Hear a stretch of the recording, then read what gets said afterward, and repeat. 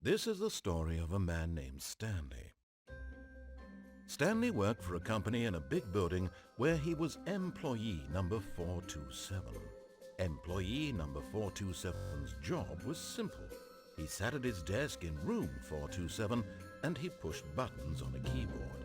Orders came to him through a monitor on his desk, telling him what buttons to push, how long to push them, and in what order.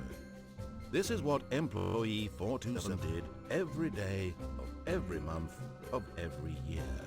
And although others might have considered it soul-rending, Stanley relished every moment that the orders came in, as though he had been made exactly for this job. And Stanley was happy. And then one day, something very peculiar happened. Something that would forever change Stanley. Something he would never quite forget. He had been at his desk for nearly an hour when he realized that not one single order had arrived on the monitor for him to follow. No one had showed up to give him instructions, call a meeting, or even say hi. Never in all his years at the company had this happened, this complete isolation. Something was very clearly wrong. Shocked, frozen solid, Stanley found himself unable to move for the long time. But as he came to his wits and regained his senses, he got up from his desk and stepped out of his office.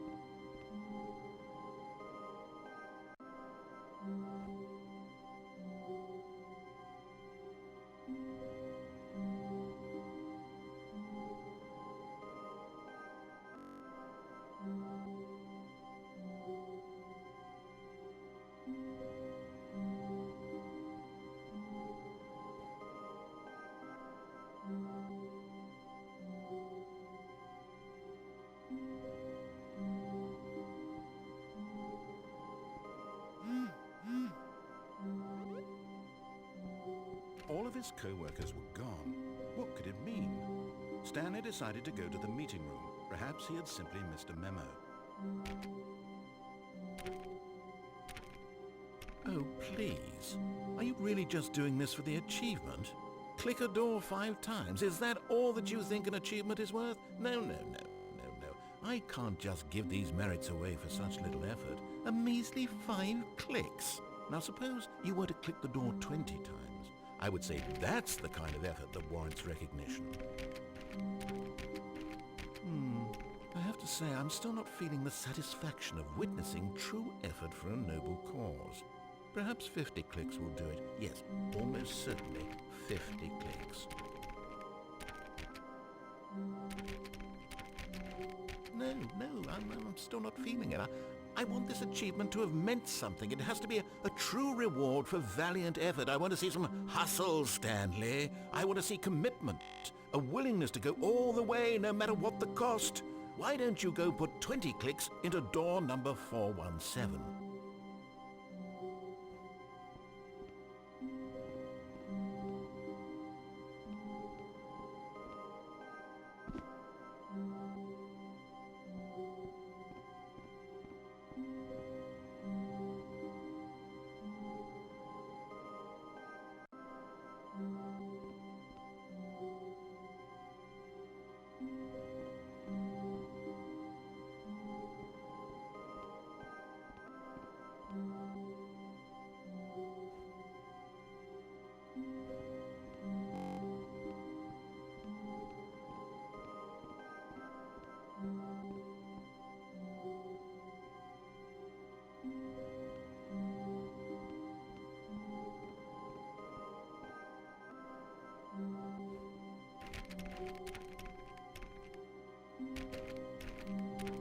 Oh, great. Now, go click a few times on door 437.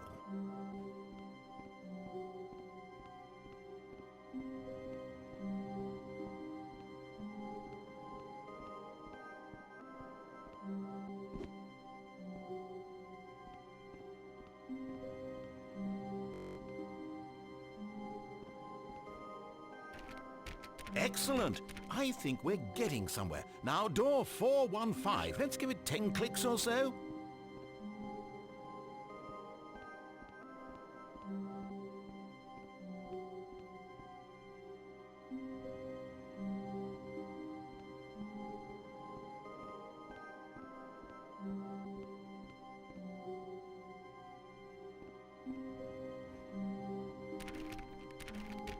Now, back to door number 437.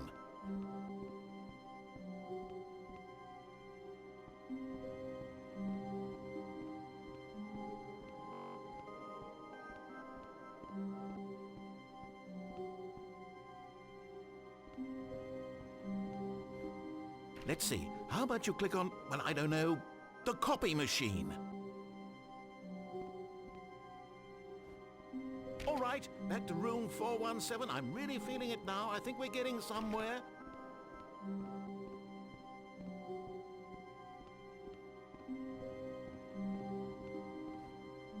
Okay, now go climb on employee 419's desk.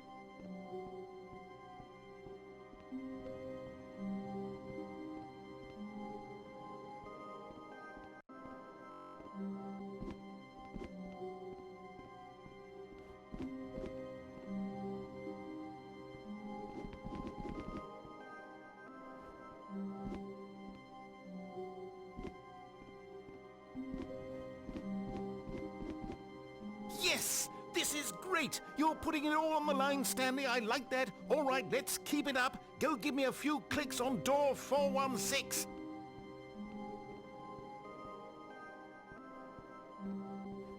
We've almost got it! Now the copy machine, do that one again!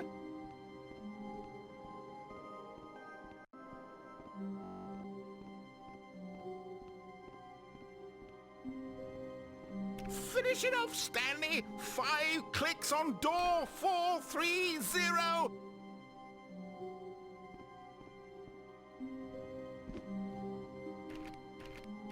Yes! We did it!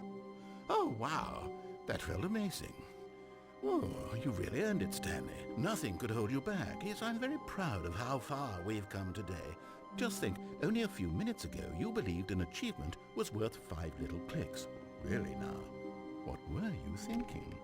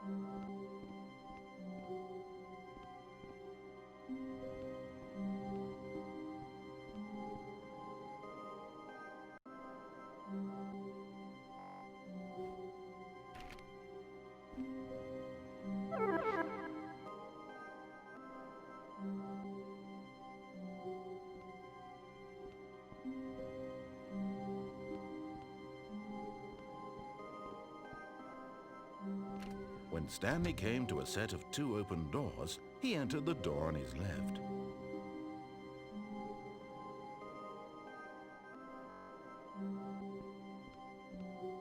This was not the correct way to the meeting room, and Stanley knew it perfectly well. Perhaps he wanted to stop by the employee lounge first, just to admire it.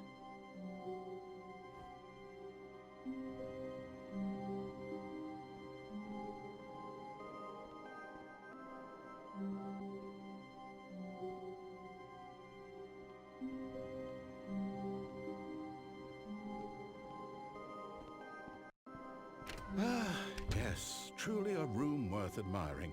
It had really been worth the detour after all, just to spend a few moments here in this immaculate, beautifully constructed room.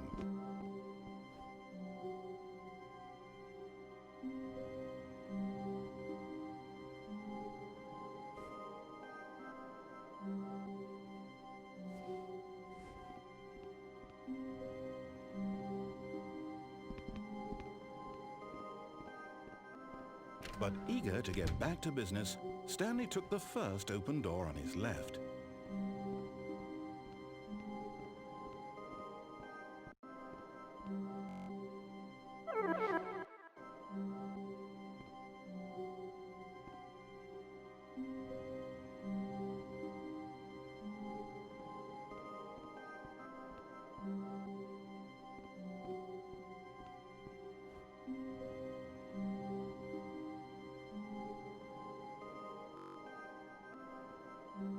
Stanley was so bad at following directions, it's incredible he wasn't fired years ago.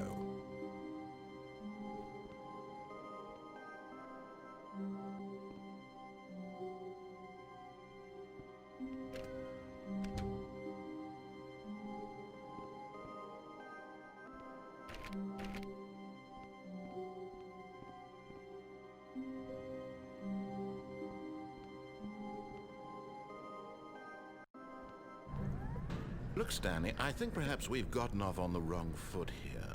I'm not your enemy, really, I'm not. I realize that investing your trust in someone else can be difficult, but the fact is that the story has been about nothing but you all this time. There's someone you've been neglecting, Stanley. Someone you've forgotten about. What? Really? I was in the middle of something. Do you have zero consideration for others? Are you that convinced that I want something bad to happen to you?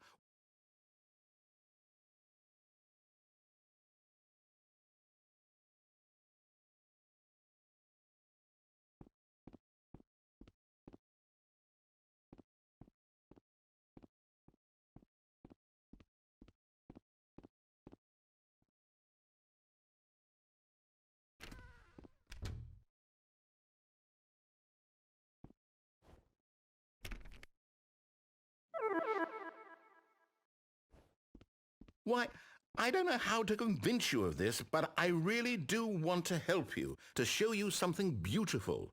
Look, let me prove it. Let me prove that I'm on your side. Give me a chance.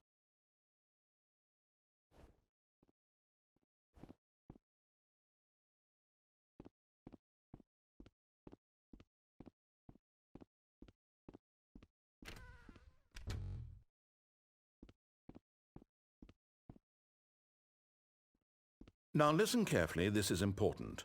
Stanley walked through the red door.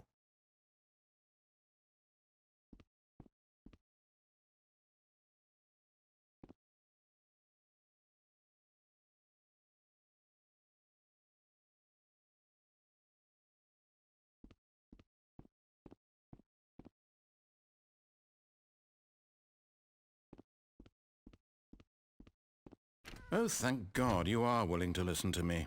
Do you see that I really have wanted you to be happy all this time? The problem is all these choices. The two of us always trying to get somewhere that isn't here. Running and running and running, just the way you're doing right now. Don't you see that it's killing us, Stanley? I wanted to stop. We would both be so much happier if we just stopped. And I think I have a solution. Here, let me show you.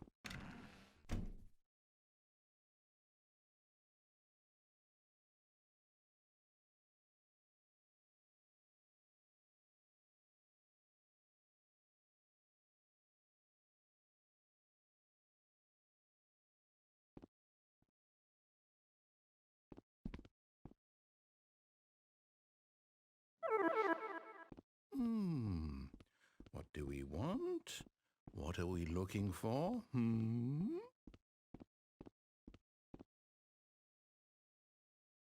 Here. Yes. Oh, it's beautiful, isn't it?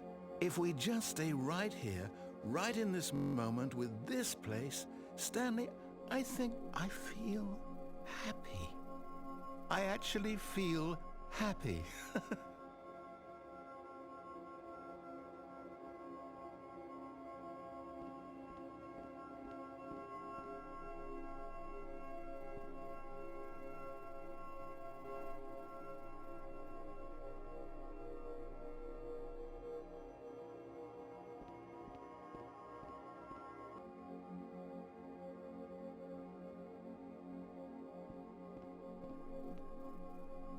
No, wait. Where are you going?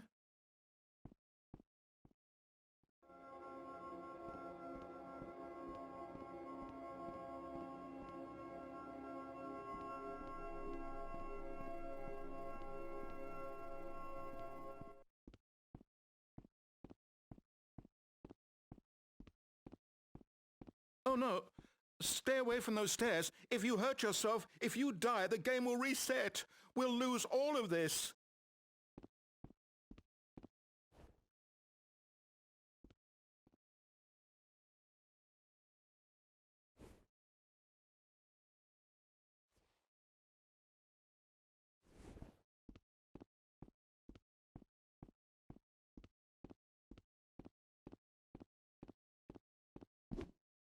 Please, no, Stanley, let me stay here. Don't take this from me.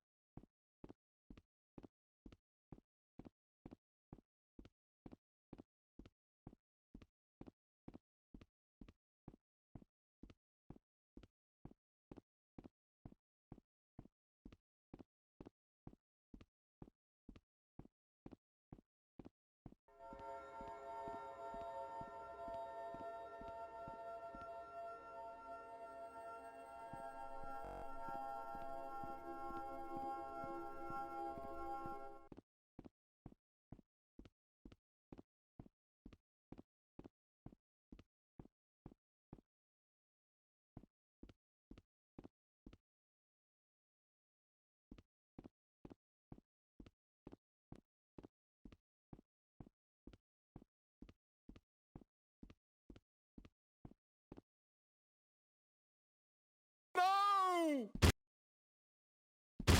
Stanley, happy. Am I reading the situation?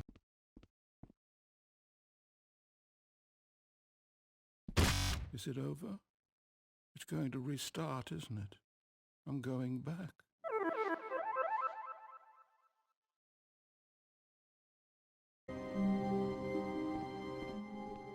When Stanley came to a set of 2 open doors, he entered the door on his left.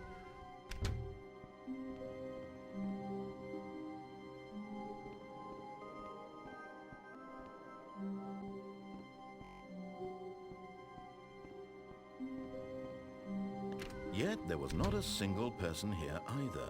Feeling a wave of disbelief, Stanley decided to go up to his boss's office, hoping he might find an answer there.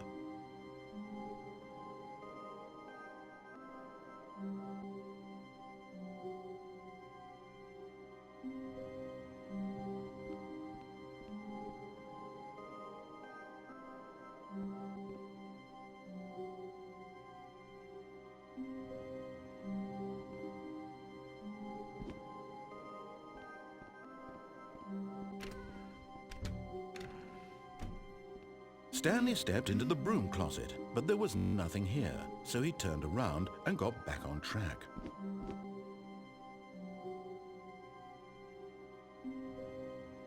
There was nothing here, no choice to make, no path to follow, just an empty broom closet. No reason to still be here.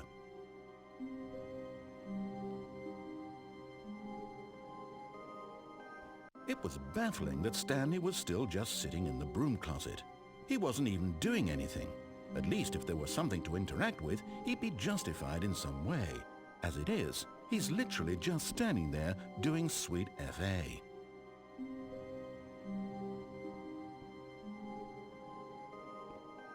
Are you really still in the broom closet? Standing around doing nothing? Why? Please offer me some explanation here. I'm genuinely confused.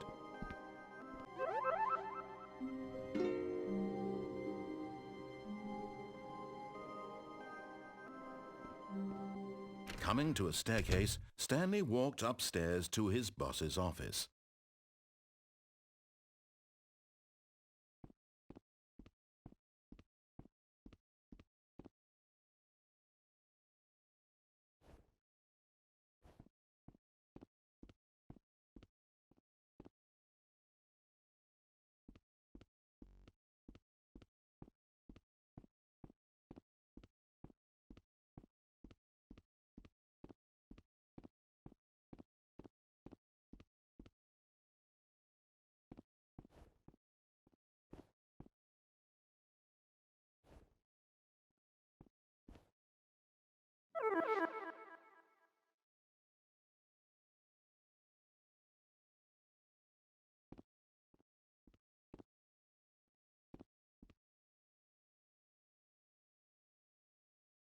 But Stanley just couldn't do it.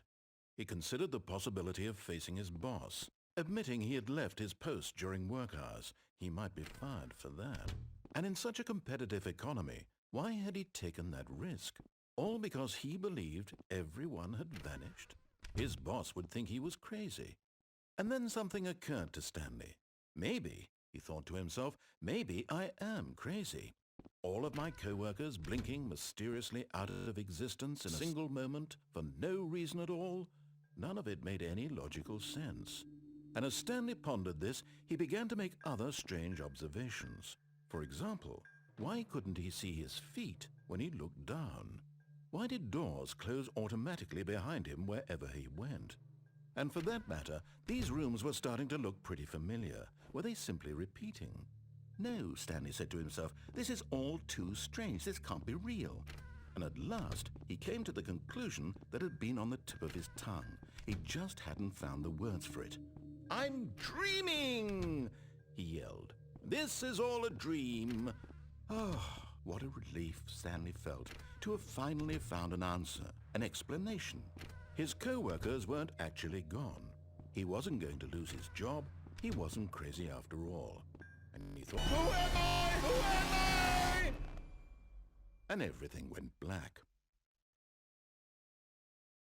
This is the story of a woman named Mariella.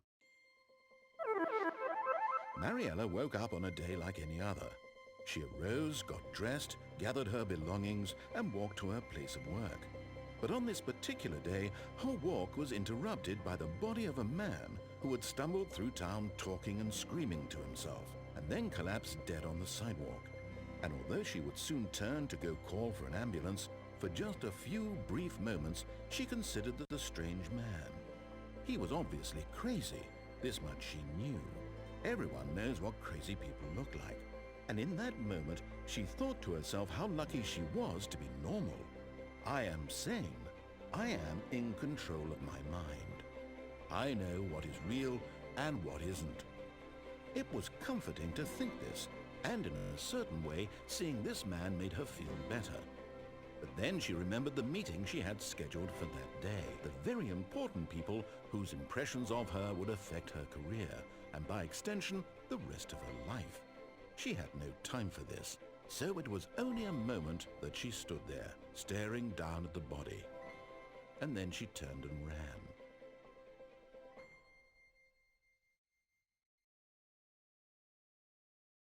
Please, stop trying to make every decision by yourself. Now, I'm not asking for me, I'm asking for her. This is it, Stanley. Your chance to redeem yourself, to put your work aside, to let her back into your life.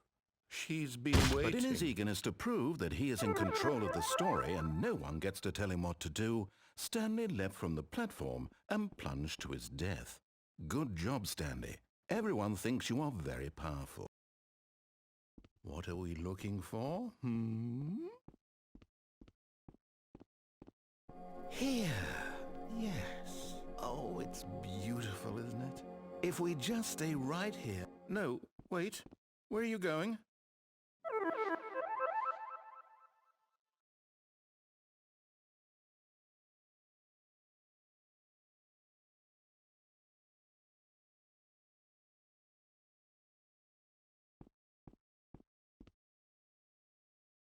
Tables. I honestly don't know. The specific number isn't as important as the understanding that of all tables I looked at, this one is the most serious. I relate this story to impress upon you the extent to which this is the most serious room I have, which is why I brought you here.